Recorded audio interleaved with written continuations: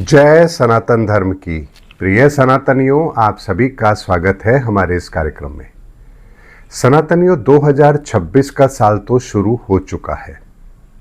नववर्ष आप लोगों ने मनाया है और जैसे ही साल 2026 आरंभ हुआ है, हम लगातार ऐसी परिस्थितियों को इस दुनिया में बनता हुआ देख रहे हैं जो किसी भी मायने में ठीक नहीं है। और इन परिस्थितियों को रोक लेना ये किसी के बस की बात नहीं है, क्योंकि परिस्थितियों का निर्माण जो हो रहा है और जिनके द्वारा हो रहा है वो सबसे शक्तिशाली हैं और उनको कौन समझाए। एक कमजोर अगर गलती करे तो उसको समझाने के लिए 10 ताकतवर खड़े हो जाते हैं, लेकिन अगर एक ताकतवर गलती करे तो उसको समझाने के लिए कौन आएगा।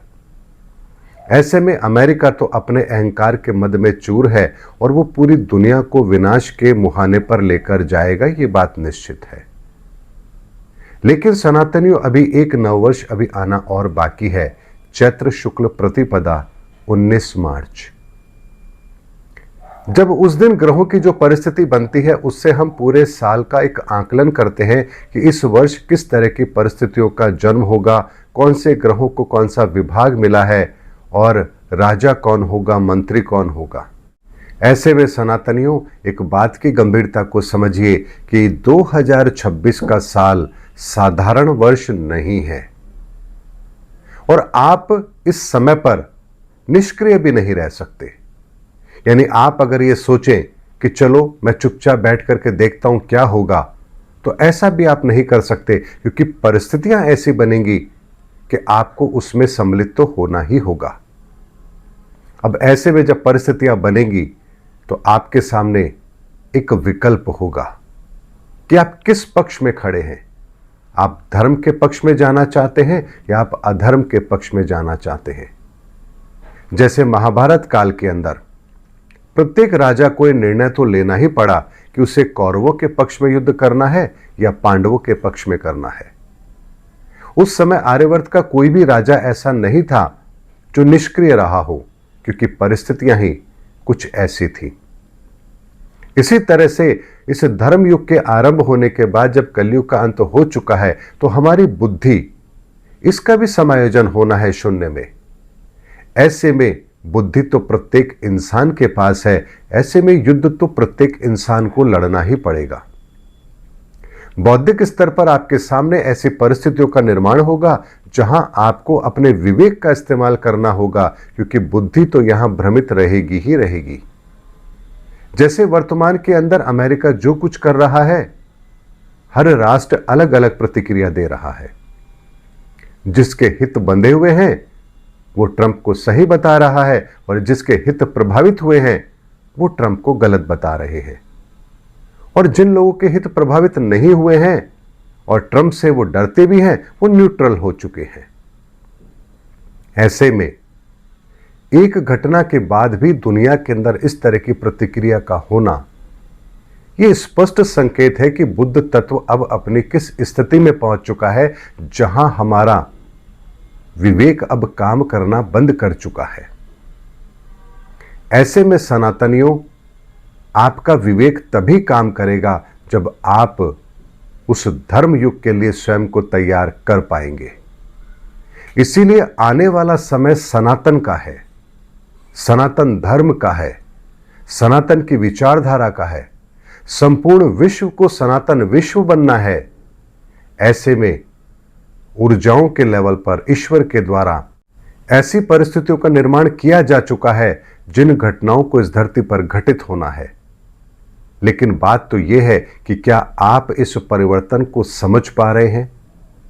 क्या आप धर्म युग की उस आहट को देख पा रहे हैं जो अब बहुत निकट समय के अंदर हमारे सामने प्रत्यक्ष प्रमाणों के रूप में आने वाली है? ऐसे में सनातनियों, इस धरती के 800 करोड़ लोगों को ही इस समय पर एक निर्णय तो लेना ही पड़ेगा कि वो धर्म के पक्ष में है या अधर्म के पक्ष में है। अब एक प्रश्न आता है, हमको कैसे पता लगे कि हम धर्म के पक्ष में हैं या अधर्म के पक्ष में हैं? तो एक साधारण सा परिचय आज आपको देता हूं। आपको बिल्कुल भी यह संदेह नहीं होगा कि आप कहां खड़े हैं। अगर आप दुनिया की इन परिस्थितियों को लेकर के चिंतित हैं। ट्रंप कोई कदम उठाते हैं और आपको चिंता होती है। आपके आसपास माहौल ऐसा घटित हो रहा है जिसको लेकर आप परेशान हैं, तो आप अधर्म के रास्ते पर खड़े हैं। लेकिन इन परिस्थितियों को आप दृष्टा बनकर देख रहे हैं और साथ ही आपको युग परिवर्तन का वो समय भी दिख रहा है। आपको सनातन का उदय भी दिखाई दे रहा है। आपको लोगों के बीच में धर्म की भावना किस तरह से काम कर रही है, अगर वो प्रत्यक्ष प्रमाण भी दिखाई दे रहा है, तो फिर समझ लीजिए आप धर्म के पक्ष में खड़े हैं। क्योंकि जो धर्म के पक्ष में खड़े हैं उन्हें इस संसार के अंदर नव सृजन दिखाई दे रहा है, और जो अधर्म के पक्ष में खड़े हैं उन्हें केवल और केवल विनाश दिखाई दे रहा है। ऐसे में जो विनाश आपको दिखाई दे रहा है, ये आपकी नकारात्मक सोच का परिणाम है, और जो सृजन आपको दिखाई दे रहा है वो सकारात्मक सोच का परिणाम है। क्योंकि युग परिवर्तन के अंतिम बेला के अंदर ये सब कुछ तो होता ही है।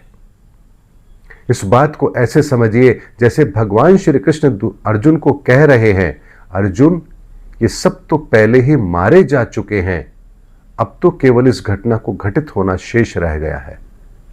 उसी तरह से हम अपने जीवन के अंदर इस प्रकृति के साथ इतना बड़ा खिलवाड़ कर चुके हैं कि अब तो केवल घटनाओं को घटित होना शेष रह गया है।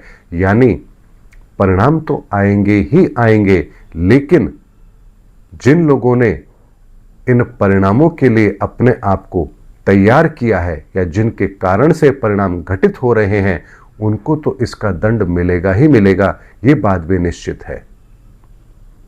यानी ऐसा नहीं हो सकता कि दुर्योधन महाभारत के संग्राम को अंजाम दे रहा है और वो उस परिणाम से बचा रह जाए, ये संभव नहीं है। इसी तरह से सनातनियों, हमने मानवता को बहुत शर्मसार किया है, प्रकृति को बहुत नुकसान पहुंचाया है, ईश्वरीय तत्व की बहुत अवहेलना की है, और अब समय वो आ चुका है जब इन सब को पुनः व्यवस्थित होना है। ऐसे में भगवान शिव का तांडव तो अब आरंभ हो चुका है, और जब भगवान शिव का तांडव आरंभ होता है तो प्रकृति के प्रत्येक तत्व को शुद्ध होना ही होता है, और ये सनातन का नियम है।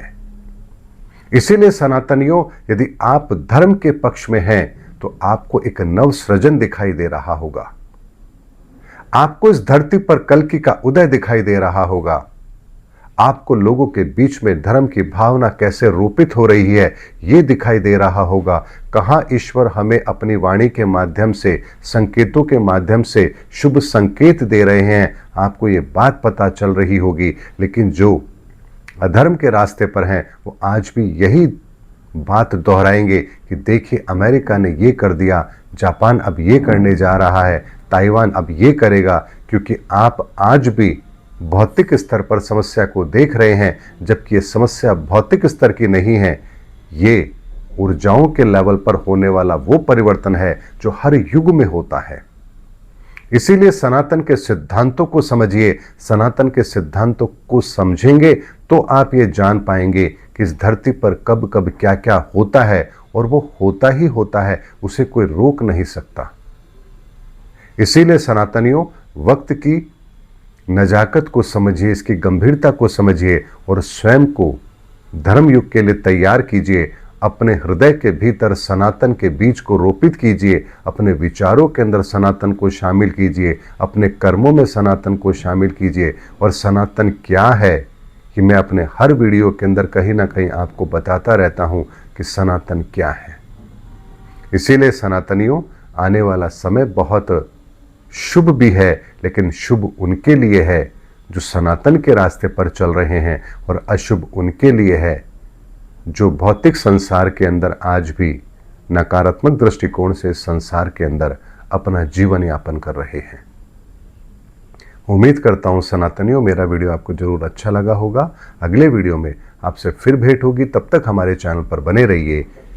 जय सनातन धर्म की, जय धर्मयुग की, जय सनातन विश्व।